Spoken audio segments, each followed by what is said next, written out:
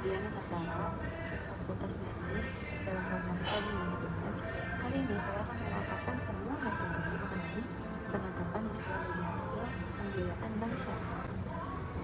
Apa sih margin keuntungan itu? Margin keuntungan yaitu persentase keuntungan per tahun yang ditetapkan dalam pembiayaan syariah. Jika dihitung harian digunakan dalam 360 hari per tahun, jika bulanan yaitu 12 bulan per tahun. Pembayaran biasanya dilakukan secara angsuran dan tagihan dari akad seperti murabahah, salam, itisna, dan ijarah disebut piutang. Yang besarnya tergantung pada plafon pembiayaan harga beli ditambah dengan margin. Yang artinya keuntungan yang diambil bank dari harga pokok barang atau jasa yang dibayarkan oleh nasabah biasanya ditetapkan dalam bentuk persentase per tahun. Bagaimana bank menetapkan margin? Bank tidak sembarangan mereka membandingkannya dengan DCMR, yaitu margin bank syariah lain dalam arti kompetitor langsung. DCMR, suku bunga bank konvensional, kompetitor tidak langsung. ECRI, target bagi hasil yang menarik buat investor. Acquiring cost, biaya mencari dana dari nasabah. Overhead cost, biaya operasional lainnya. Bank bisa menghitung margin keuntungan dengan 4 metode. Yang pertama ada margin menurun atau sliding. Cicilan makin lama makin kecil karena pokok utang berkurang.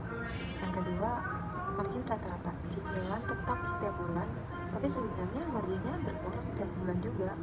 Margin flat, margin dihitung dari nilai pokok awal terus, walaupun pokok utangnya makin kecil.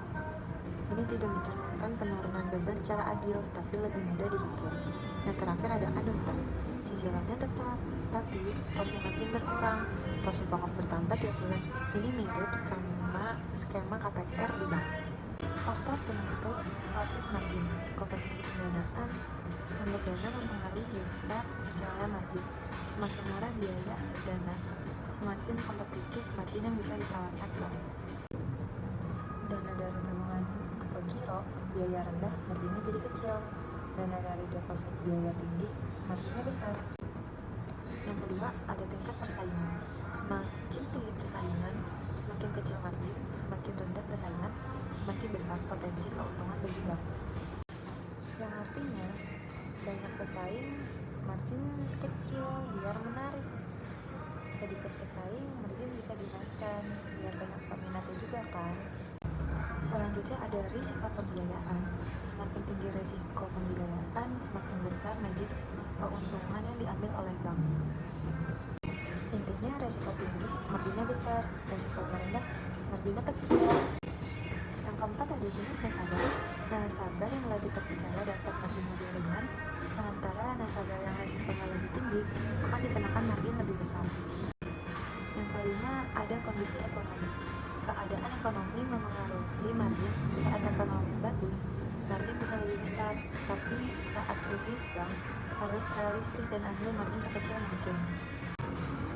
Intinya, ekonominya bagus, margin bisa besar. Ekonominya lesu, margin kecil. Utamakan keamanan aja ya guys.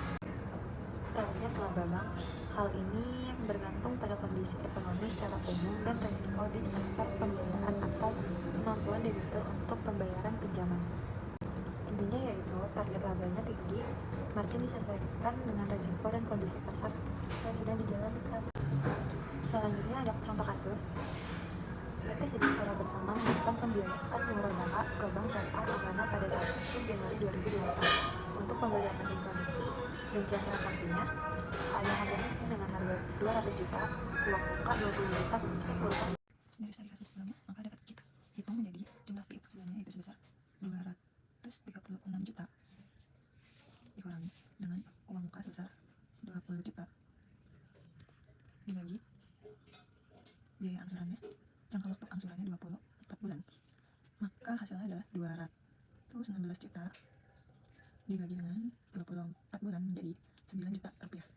Profit margin, total marginnya adalah 36 juta dibagi dengan total piutang bersihnya yaitu 236 juta dikali dengan 100% menjadi 15,25%.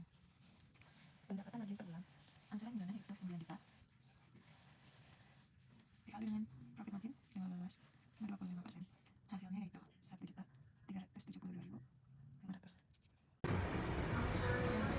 syariah, ada nilai universal. Ekonomi Islam menekankan iman, keadilan, keteladanan Nabi, tanggung jawab sosial, dan kesadaran akan akhirat dalam setiap aktivitas ekonomi. Yang selanjutnya ada sifat rabani dan insani. Ekonomi Islam datang dari Allah bersifat ilahi, tapi juga dirancang untuk mensejahterakan manusia di dunia. Yang artinya berasal dari wahyu ilahi demi kesejahteraan manusia.